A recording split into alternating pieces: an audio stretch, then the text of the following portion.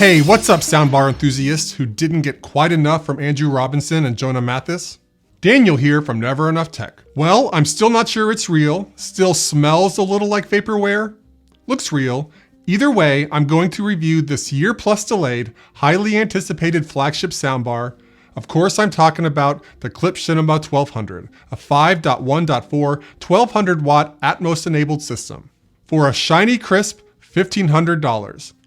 Well, that was last year's price. Inflation, $1,900. Kind of an uppity price. I suspect other regions have it even rougher. Let's just say, Klipsch, you're setting the expectations bar pretty high. So I'll admit it, I've really been itching to hear this bar sing ever since reviewing the Klipsch Cinema 600 a few months ago, the flagship bar at the time, which really delighted me, and unlike most of the other soundbars I review, I'm still using on a daily basis.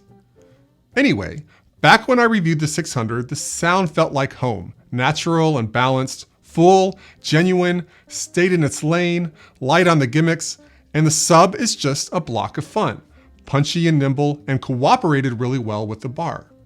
All for a reasonable $500. I only paid $400 somehow, making it that much sweeter. So it's reasonable to ask, how much better does this lug of a system need to be to justify a $1,400 retail difference?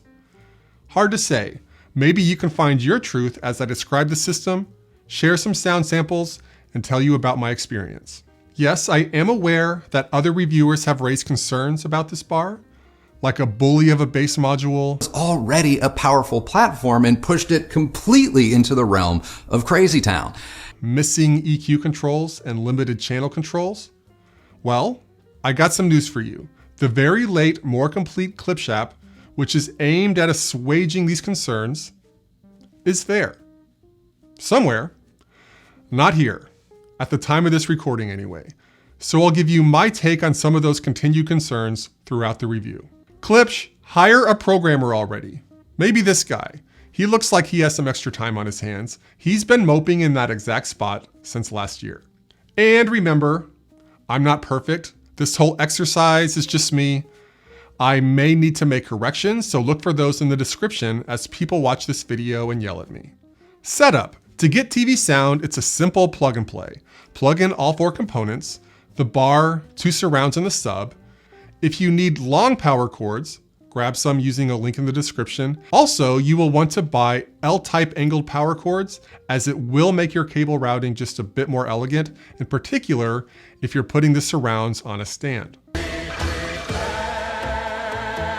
Next, this is obvious, but be careful to connect your TV and bar using the ARC ports.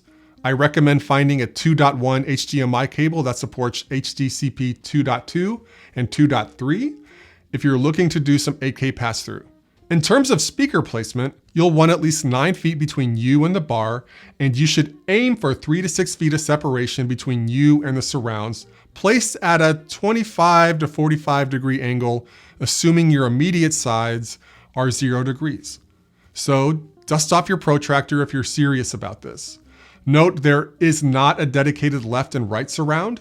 Instead, you get toggles, so make sure to toggle the left position surround to left and the right surround to not left. Klipsch recommends that you put the sub up front. I tried lots of positions and found the front fostered the tightest sound. Your room acoustics may vary from mine, and you're gonna have to make a decision whether the sub is something you wanna see every day. It's a lot to take in. While this is not necessary to make the bar work, you have the option to pair to the Klipsch Connect app via Bluetooth. I noticed the product did not show up in the app unless I registered it. So keep that in mind during setup. While setting up, you will have the option to establish a network connection in the app. If you're planning on casting to the bar, you will have to do additional setup in Google Home. In the app, you'll also be asked whether you would like to link the bar to your Amazon account in the app setup process. Alexa is always listening. Updating. Well, at this time, the app can't even help you with that. You'll have to pull out your dongle.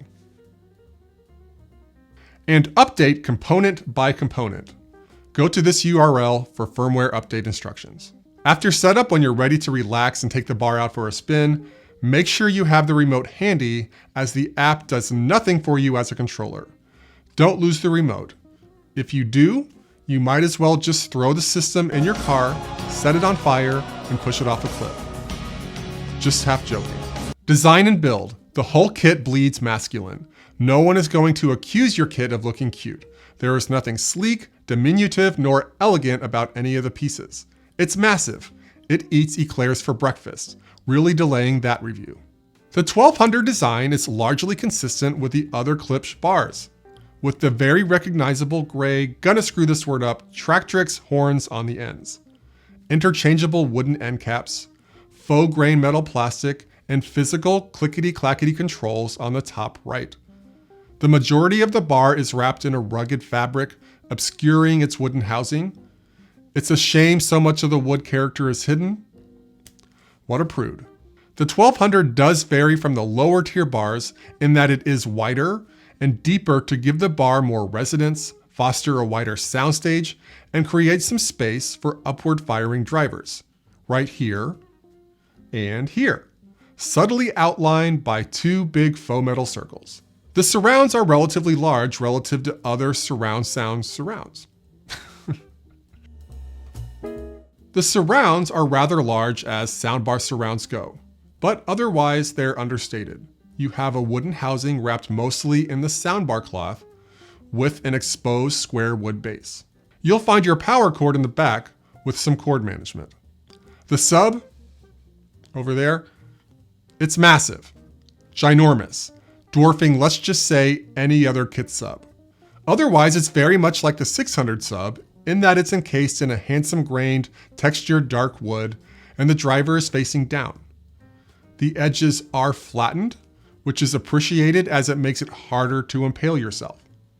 You'll find your ports in the back. Parting thoughts, it's a handsome, solidly built macho system. I urge you to plan whether your space can manage it. Channels. This bar is definitely not taking the lead in this arena. It has a somewhat pedestrian channel count, especially for the price. This doesn't mean it won't sound awesome, but it does suggest it won't be a spatial sound monster. So to recap, we have a 5.1.4 system with 5 ear level channels, a low frequency channel, and 4 upward firing height channels. Just talking about the bar, well, it's a humble 3.0.2 channel speaker with a left, center, right, and 2 upward firing channels. No side firing speakers. Klipsch opted for the wooden end caps. Each ear level channel gets its due with a dual woofer tweeter trio. The woofers are 3-inch fiber composite cones, and these crazy things are 1-inch soft dome linear suspension tweeters embedded in Klipsch's very distinctive Tractrix horns, which are shaped like this to keep sound angled towards you, limiting loss of sound that may come from bouncing sound off walls. There are actually 3 of these horns on the bar, but one is hiding beneath the grill cloth. Anyway, yes, it all sounds hypey and propagandish.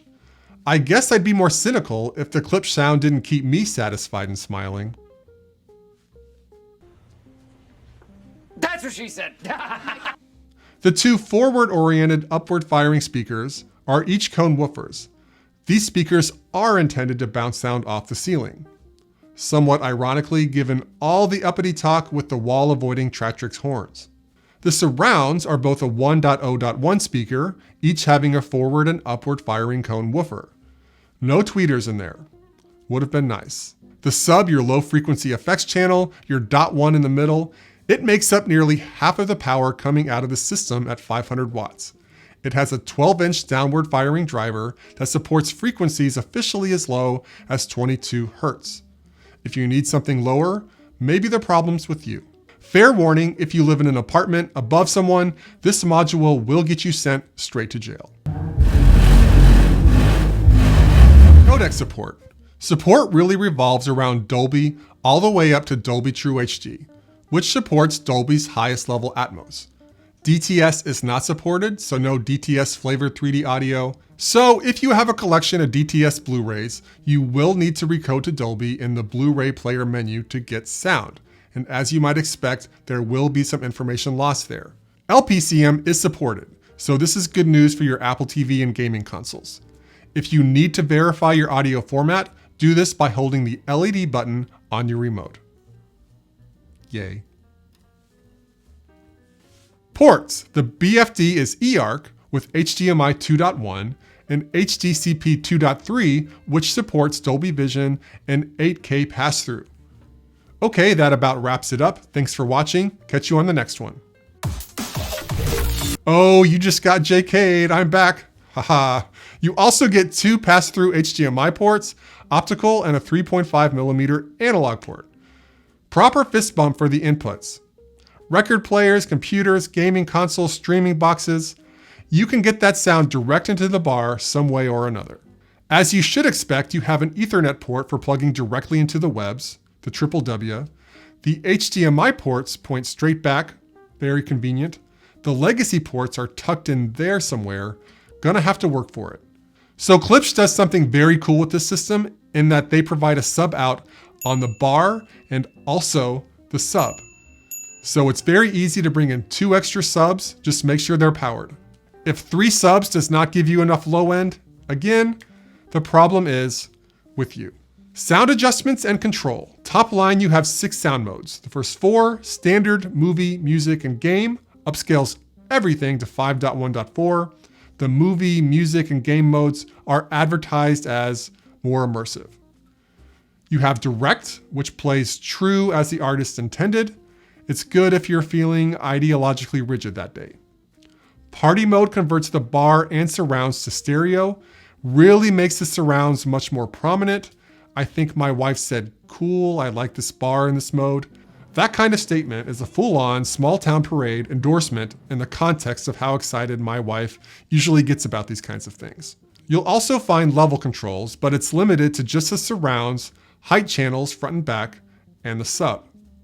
Each given 13 notches of volume adjustment from -6 to +6. You get 2 levels of night mode or dynamic range control, which makes loud sounds softer and soft sounds louder, making it easier to hear your show at lower volumes.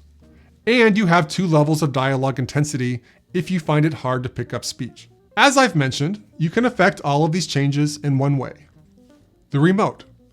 It's a nice feeling remote, nearly identical to the 600, decent weight, pleasing shape in the hand, quick access to inputs, as well as dialogue and night mode levels. The remote does have one trick that most others don't, a motion sensor that will trigger backlighting. Wake up! It's a solid touch. The bar controls are limited to power, source, and volume. You can initiate a factory reset by pressing power and source together for 10 seconds. The display, it's shockingly big. I've criticized some bars that text is not legible from a watching distance. This bar goes the complete other direction. You can read it from any distance. It gives you information about lots of different stuff, but some of the big ones are volume levels, sound modes, input, Bluetooth pairing status, firmware status, and as mentioned, audio format.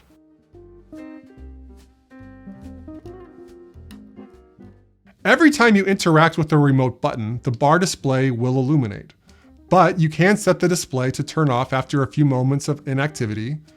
If you like it on forever, you can set it to always on bright or dim. It's a decent straightforward display, nothing all that fancy, but it's extremely legible and it's not on top of the bar. Connectivity. You get a happy level of third-party compatibility, I'd say. You do get Bluetooth naturally, Chromecast, Spotify Connect, Google Assistant, and Alexa. The glaring omission is AirPlay support, which is a bummer for Apple folks and in particular Apple Music subscribers. That does not have a casting option. For the voice assistants, you will need a separate device to yell at. There are no VA dedicated mics on the bar. All right, Thorns, and they definitely exist. Overall, the user experience has been pretty good, not perfect. I did sometimes feel the remote response is a little delayed, and it seems you have to be very deliberate on where you point it. I had some issues getting sound when playing Chromecast the first time, had to unplug the bar, reset apps, all of that. It eventually worked and haven't had much of an issue with the wireless streaming since. But my initial streaming experience was kind of poor, which can throw new users off. I've sometimes noticed that the bar can take more time than I would like to resume sound after rewinding on a streaming service. It might take like 2, 3, 4 seconds. That's not great. So I have this weird ongoing issue in that when I'm streaming from my Samsung TV and it's set to Dolby Digital Plus, oftentimes I don't get sound. The sound comes right back if I set it to just Dolby Digital.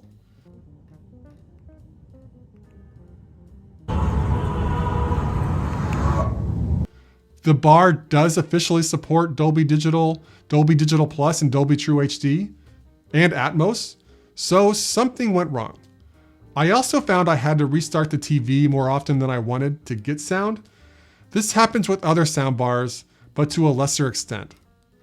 I just found the Samsung Klipsch interaction a lot rougher than I would have hoped. But this did not seem to be exclusively a Samsung problem. I even ran into some short-lived weirdness with a 2019 Sony TV that just gave me static briefly. I think a power cycle fixed it. All of these issues stopped when I started using pass-throughs, so like the Apple TV directly plugged into the bar. The sound was always there and playing in the format you would expect, confirmed by the display. I also didn't run into issues with my eARC TVs like the LG OLED C9.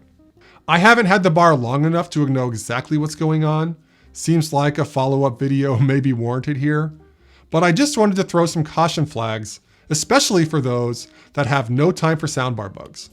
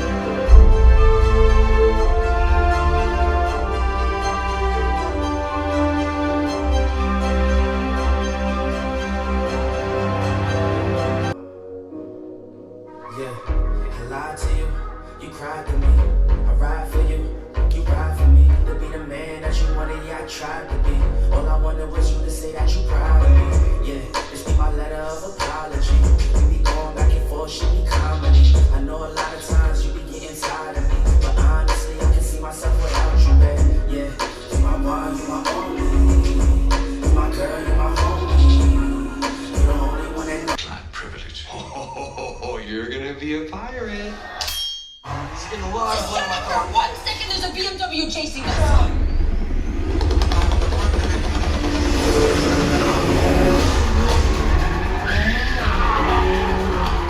Hey, can I just take a moment to thank you? There is nothing else I'd rather be doing with my life. I don't care.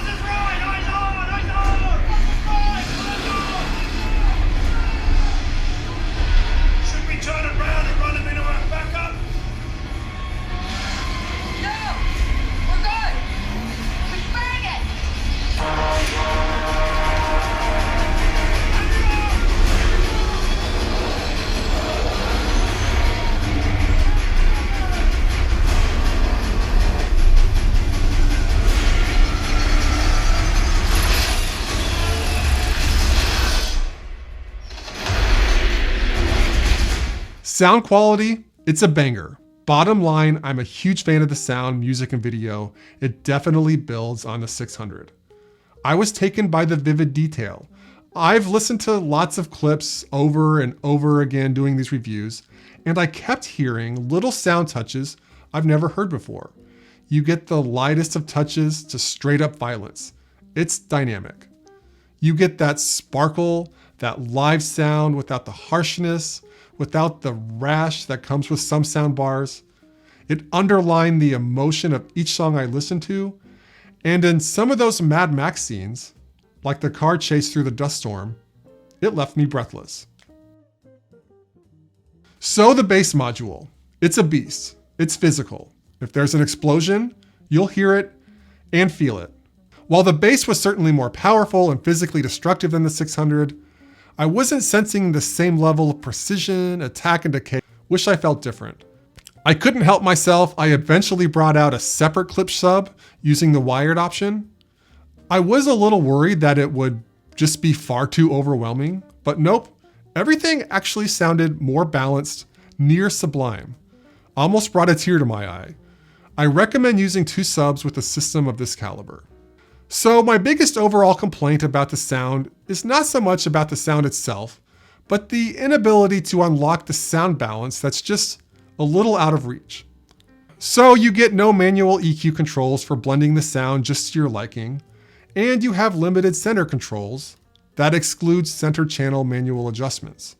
Having multiple dialogue levels is nice, but given how varied dialogue level is between content, some manual controls would definitely be welcomed.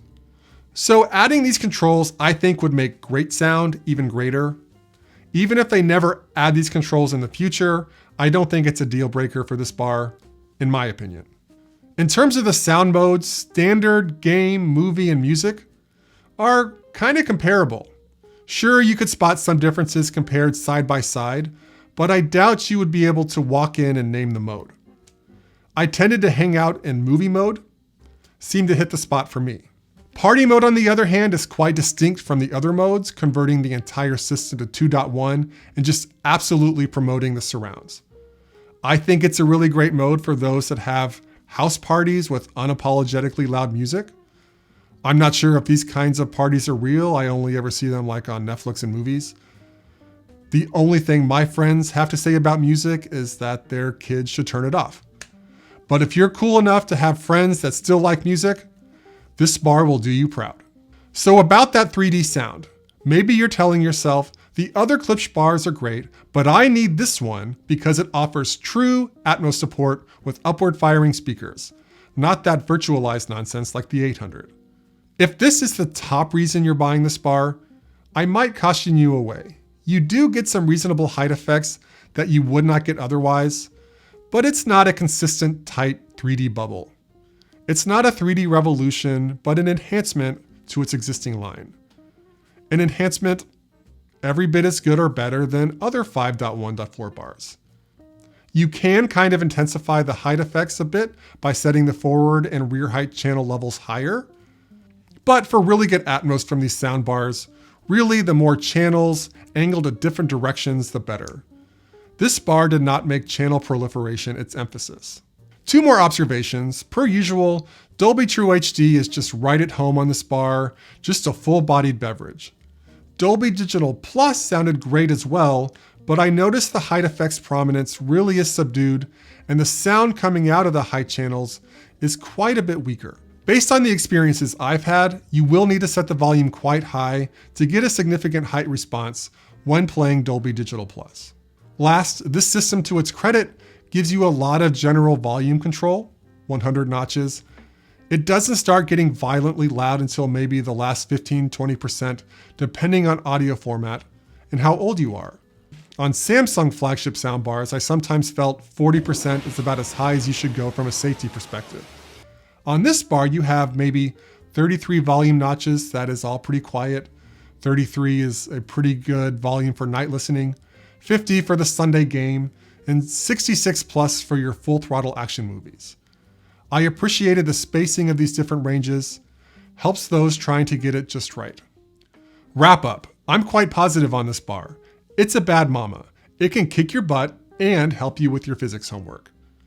I think it's better than just good, and I imagine it's going to get better over time with updates, added EQ controls, and just breaking in the drivers. I think there's sweeter sound in there that just takes time to get. Despite its size, I like its looks. I appreciate the broader Dolby support than you'll find on the 600, the added Wi-Fi streaming options like Chromecast and Alexa. This bar, while not feature king, is feature capable and can even be part of a multi-room setup if you have other Chromecast enabled speakers. Buying advice. Get this bar to be blown away with quality sound. Get this bar for a really stellar 5.1 experience. For a great bass module and bass expansion options. Buy this bar because you love music. However, if you're someone that's maybe new to the soundbar scene, you keep hearing about how 3D sound can change your life and want the best 3D sound soundbars have to offer, this bar is not your best option. Go take a look at the Samsung Q950A or invest in a traditional home theater setup. Go put some speakers on your ceilings. Stop fart-ing around. Yes, I do tend to agree with other reviewers that considering just sound, the only other kit that can survive in the same ring as the 1200 is the Q950A. Which of these two pump out the highest quality sound would make a really good debate. However, there is really no debate on which bar is more feature-rich and tech-forward. The Q950A overshadows the 1200 with 6 additional ear-level channels, providing a superior spatial experience, in particular 3D audio. If that's not enough, you get DTS compatibility, AirPlay support, and an option for even more immersive sound when paired to higher-end Samsung TV models with Q Symphony. This really pains me. The Q950A was also less buggy out of the box. Buggy soundbars are rightfully a deal breaker for some. At times, they have made me want to delete my channel. All things considered, I do prefer the 1200 because I'm really drawn to the sound character and I place perhaps an inordinate level of worth on that attribute. It just has more soul than the Q950A. I'm not sure how to quantify that, but it's true. Don't question my religious beliefs. But taking a more rounded perspective, it's hard to argue that Samsung doesn't hold the soundbar crown. Anyway, I'm gonna wrap this up. Catch you on the next one.